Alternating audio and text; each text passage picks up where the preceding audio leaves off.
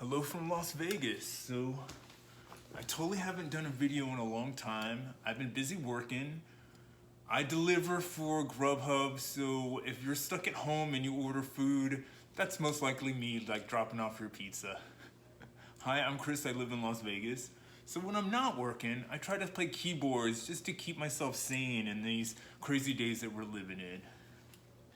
And when I was thinking about it at work, I realized that I haven't done a box opening video in a long time, if I've ever even done one. So let's. So, by the way, coffee. So I have a treat for you guys today. Today I'm opening up, since I haven't done a video in a long time, I'm doing a double box opening video. I have two things here with me today. I've got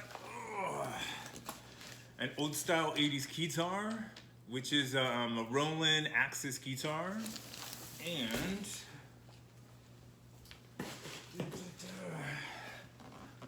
a Roland MT-300, which is an old school sequencer, MIDI recorder slash sequencer. I think I'm gonna start with the keytar, and then I'm gonna go into the sequencer, and then I'm gonna put them together, and let's see what happens, all right? By the way, I hope everybody's staying healthy and happy out there, and staying safe and taking precautions and staying inside. Forgive my hair, it's a washed out kind of orange right now. I did some temporary color on it. I'm waiting for it to wash out so I could do like pink or purple. I could do red, I could cover this over with red, but I really want to do the pink and purple, so I might wait for this to wash out. Okay, let's start this unboxing keytar. Synthesizer number one. This is the Roland Axis Keytar. It was made in 1985. It's a MIDI controller, which means it doesn't have any sounds upon it. It doesn't make sounds on its own. You have to plug it into a synthesizer or a sound module or a sequencer that has sounds in it. Basically, this is a sequencer sound module, which I'm gonna plug in, and we'll see. Well, they're gonna work great together. Okay. Now, what I love about old school keytars is, I guess keyboardists, they got tired of being stuck behind the stands. They wanted to play keytar and run around on stage just like all the other guitar players and get a little bit of that glory. And I guess the late 70s and the 80s was the time for that. Okay, just so you know, I did pre-open these just to make sure everything was like in there. I'd hate to do a video and then like realize mid-video that this shit doesn't work or there's something missing. So I made sure that at least the power cords and everything was in there. Okay, now what do we got? We got MIDI cables, MIDI cables. We have a power cable. That's the power source, which is also, basically it's a pedal, it's a sustain pedal as well, but I'm not sure if you could program it and make it turn like sequencers on and off. Probably can. This is my MIDI cable that's hooked up to the keytar itself. There's a couple of cool features on this keytar that I really love. Even though they're old school features, they're pretty dope if you're a keytar player and you're really just running around on stage for fun. Let's see. Oh, by the way, what I really love about ordering this keytar and what I really love about buying old school like technology and playing it at home is I'm such a geek. When I'm at home reading on my phone, if I buy something that doesn't have a manual, I'm basically reading keytar manuals and synthesizer manuals all on my phone before I buy anything, just so I can see, hey, can I do that? Can I program that? How does that thing work? If you love to read, and by the way, I have a huge library in my collection. I love books. I love to read. I'm always trying to take in whatever information I can, read, do a little bit of research. I love how we live in the information age where you could just look stuff up. All right. This is my power source.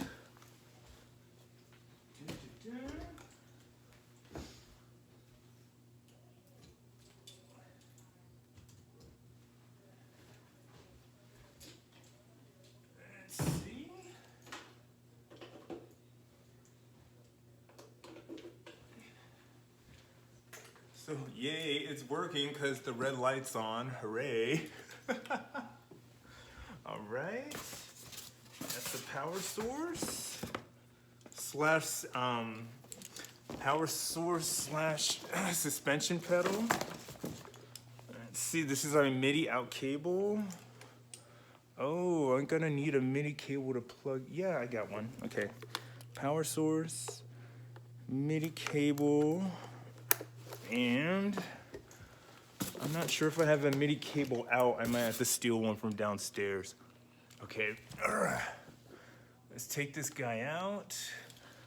You can see what it looks like. Immediately when you turn it on, the light flash is gonna, basically the little screen that tells you what's going on when you do all your functions is gonna say ER because you're supposed to initialize this thing every time you turn it on. Let's see. Let's close this up. I believe you initialize with function. Gosh, it's the F sharp and the C sharp. Did that work? I think I did. I think I fixed it. I'm gonna need a MIDI cable though when I plug it into this sound module, so I'm gonna have to run downstairs. Okay, what I want to say about this cool guitar is, let's see. It's got a lot of cool functions on it that a lot of guitars, a lot of the MIDI controllers back then didn't have. You could change your MIDI channels on this guy. So basically you can use, you could play 16 different synthesizers if you wanted to and put them all on different MIDI channels. And what you do to change your MIDI channels, you hit the MIDI channel button and then you hit the corresponding keys, 1, 2, 3, 4, 5, 6, 7, all the way to 16, starting with this F key. So, yeah, basically, no, E key. So basically you could play 16 different instruments if you wanted to on for one guitar, which is really cool because this is kind of what I was looking for too. You could use it as a master. Let's see, you can key transpose, you can go up and down on this, you could key transpose. But as far as going up and down on an octave, you can't go down on octaves on this thing unless the sound module you have has an octave lower or transpose key up and down. This one you can only go up an octave, which means you can hit your upper 88 keys, but you're not gonna, I think maybe the 76 key, I don't think you can hit all the way up to the 88th key on this thing. I haven't tried it, I haven't planned it. I haven't written anything that goes all the way up to the 88th key unless I'm doing like improvisational and I'm just like tinkling on the end of the keys like that on a piano. Let's see, my favorite function on this guy is the chord memory. Basically, you can program this thing to play any chords you want. Let's say you want it to play a major chord, a minor chord, and then when you hit one button, it will play a major chord or a minor chord, or a sixth or a seventh or 11th. I've been messing around with 6/7, 9/11. When I do that, and I try to make sure that the sound module I'm using or the synthesizer I'm using, if I have a arpeggiator on that keyboard and I use the chord memory on this at the same time, it's kind of awesome. So I could push just one key and then it does the arpeggiated chord just with me hitting that one key. That's what I really love about this guy. Okay, let's turn this off for a sec. Now I am going to go into one of my favorite sequencers like ever. So why do I even know about this sequencer? I have a Roland MT-120 downstairs. What's a Roland MT-120? Basically, it's a sound module / sequencer. The MT stands for music tutor. I guess the whole point of the sequencer is supposed to teach people how to play piano. If you've ever gone into a piano class or you had a piano teacher, basically they try to teach you how to play with one hand and then play with the other hand, and then you're supposed to put them together. Supposedly, oh, by the way, another catalog, another manual. I love these. RCA cable. You gotta have an RCA cable. we go. Here's the module itself. Now, what's the difference between the MT-120 and the MT-300? A really big deal to me, something that I really appreciated when I got this. I was reading online that this guy has got drum patterns in it. It doesn't just have drum sets to where you have to play the drums on your keyboard. It actually has drum patterns in it like any other performance synthesizer. If you have a stage synthesizer, usually they'll have a whole bunch of pre-arranged drum patterns and drum sets on it. I guess a lot of 80s ones didn't. I guess that's kind of standard for 90s and 2000s. But this guy has up to 30 different drum patterns in it. I think it has the same 9 drum sets that the 120 had. The sets that I use the most are the TR-800, because the TR-808, because that was a really cool Roland drum machine back in the 70s and 80s. I use the standard and I use the electronic because I love the sound of electronic drums, especially from the 80s.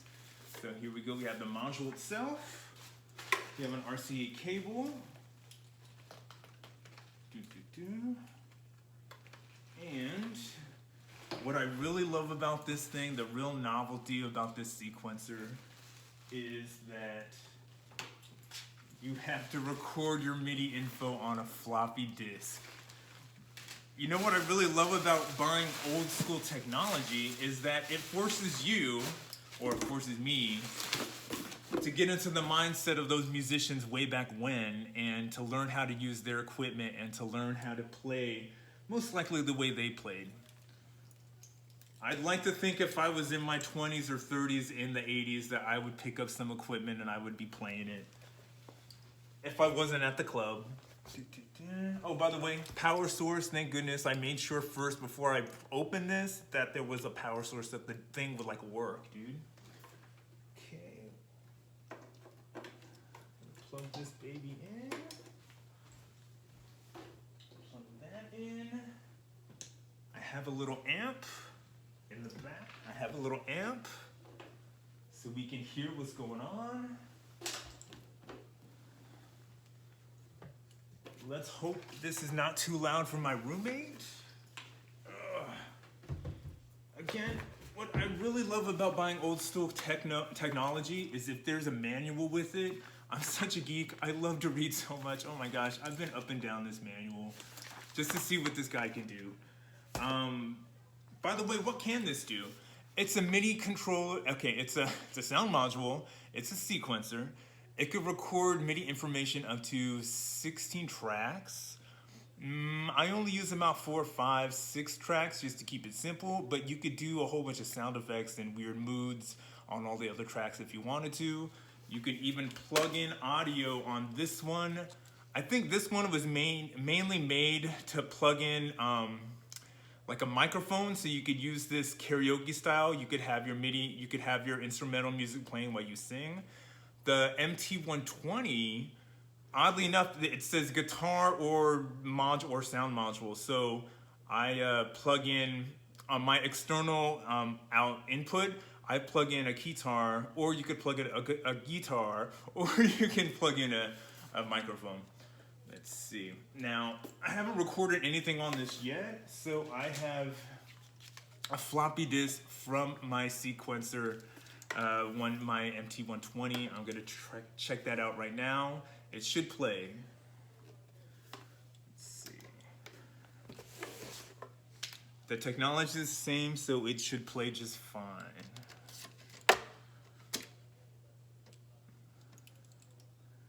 Let's pick a song I actually like.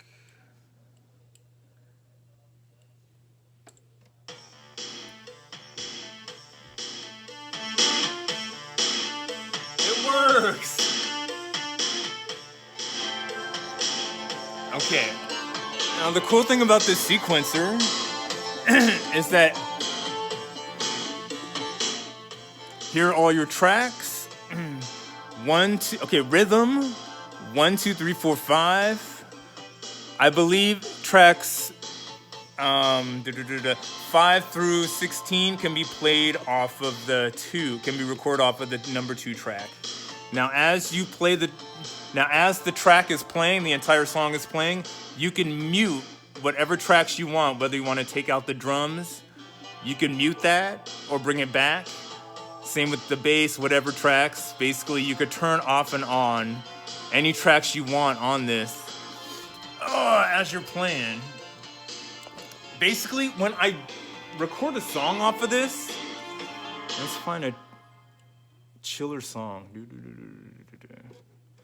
When I record a song off of this, I'll record the drums, I'll record the bass, keys, and then I'll do a lead off of it. Or I'll throw trumpets and strings in there in the background, just to make it sound kind of weird and fuller.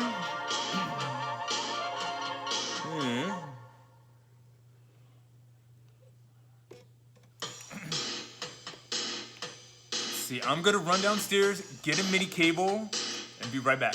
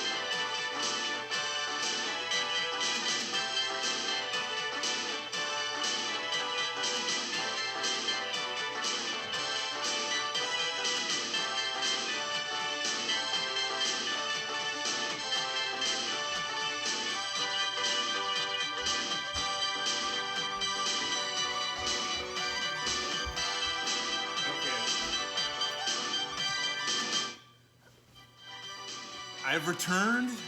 Okay. MIDI cable. MIDI in. MIDI in.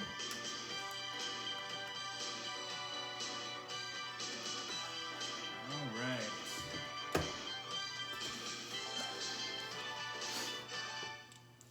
Let's see if we can't start again with a fresh disc.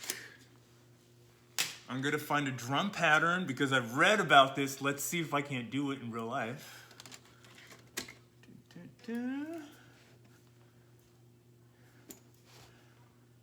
And make something up.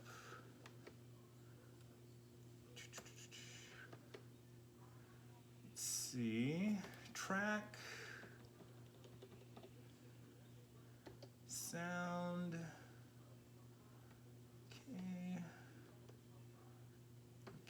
And see rhythm pattern.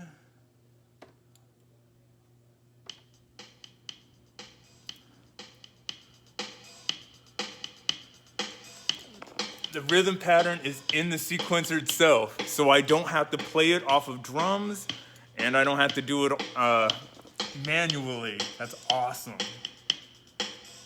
Okay.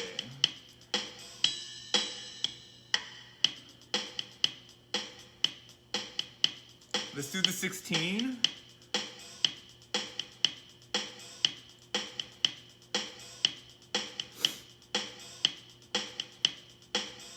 All right. Let's see if we can't throw horns on top of that. Nah. Let's do keys. Let's see. Let's go to this track. No. Go to the track number 1. Let's find a sound. Ooh.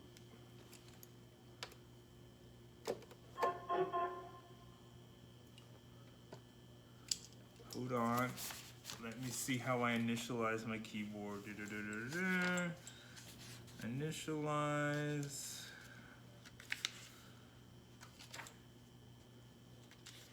Transpose. See, here we go. Let's initialize this. F sharp. There we go. All right. Track 1. All right.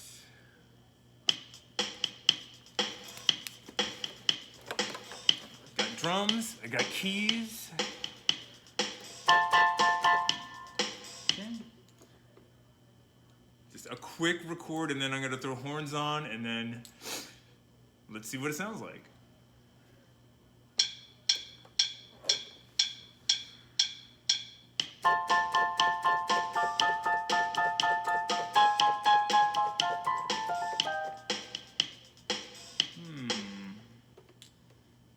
Let's try it again.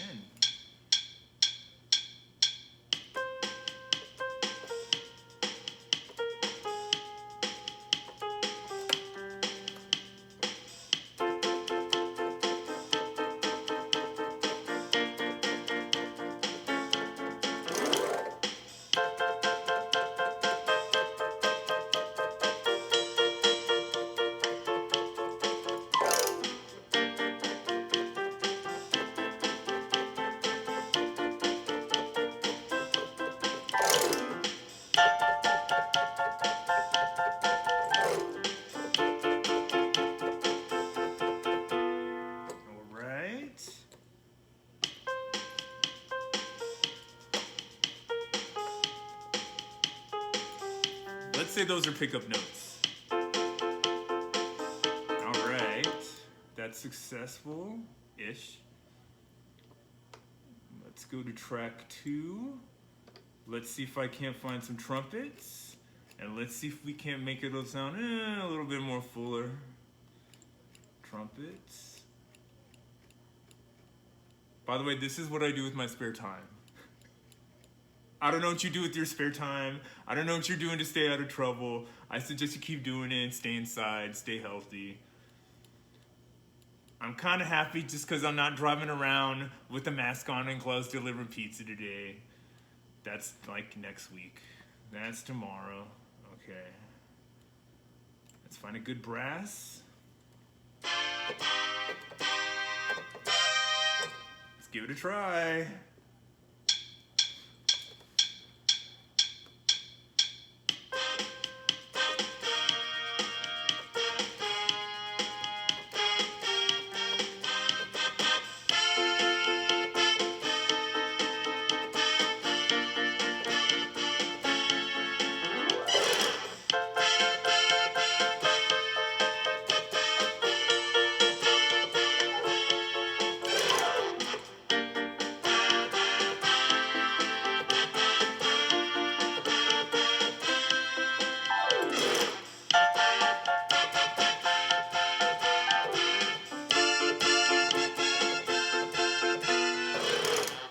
Let's see how it sounds all together.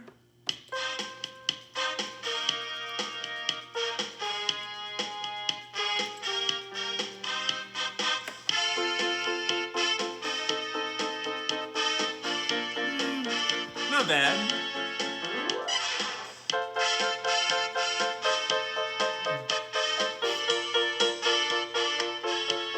What I really love about this sequencer, I could record a whole song off of a keytar.